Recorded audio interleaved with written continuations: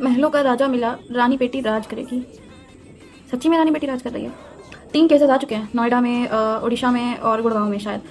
इन तीनों केसेस में जो औरतें थी वो काफ़ी पढ़ी लिखी थी, वेल्दी फैमिली से थी, और इन तीनों आज जिंदा नहीं हैं। बात है कि सबसे पहला दोष किसको दिया जाए। एंड मेरी तरफ से बहुत लोग डिसअपॉइंट होंगे, बट मैं पहला दोष तो पेरेंट्स को दूंगी, सॉरी टू से।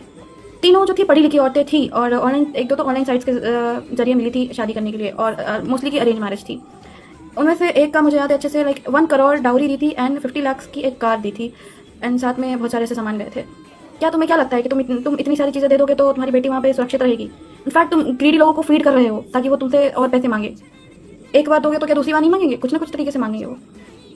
और how can you trust the person जो शुरू में ही इतना ग्रीडी है और इतना डिसऑनेस्ट है?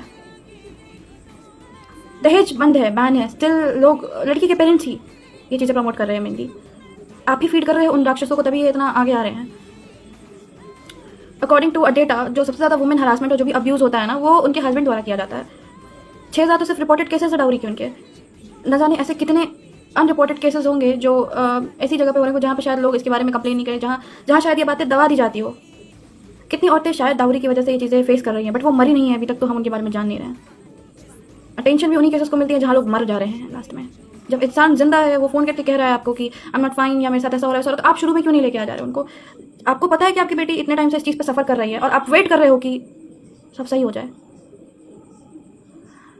द प्रॉब्लम इज इन, लड़कियों से मेरी बात है, शादी में पूदम बन के बैठने से कुछ नहीं होगा, अपनी नाक घुसेड़ो, ठीक है? और अगर कुछ नहीं पसंद आ रहा है तो there is nothing wrong in being unmarried bro, nothing.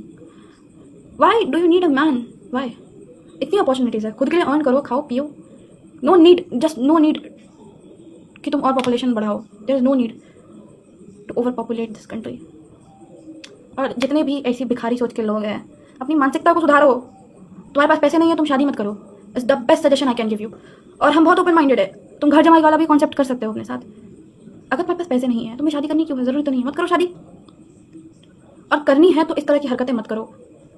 और अगर तुम्हें चाहिए कि लड़की का भी कंट्रीब्यूशन हो, तो बहुत सारी लड़कियां हैं जो आज पढ़ लिख के अच्छा कमा रही है, उनसे करो। तुम्हें बर्दाश्त ही नहीं होगा कि तुम्हारे सामने कोई लड़की इतना तुमसे ज़्यादा अर्न कर रही है या कमा रही है। तुम लोगों को ये भी बर्दाश्त नहीं होता है। इसलिए आई सेड कि मेन सक्स। तो बेटर ऑप्शन तो ये होगा कि शादी मत करो, और अगर कर भी रहे हो तो फिर ये सारे मेजर्स फॉलो करो।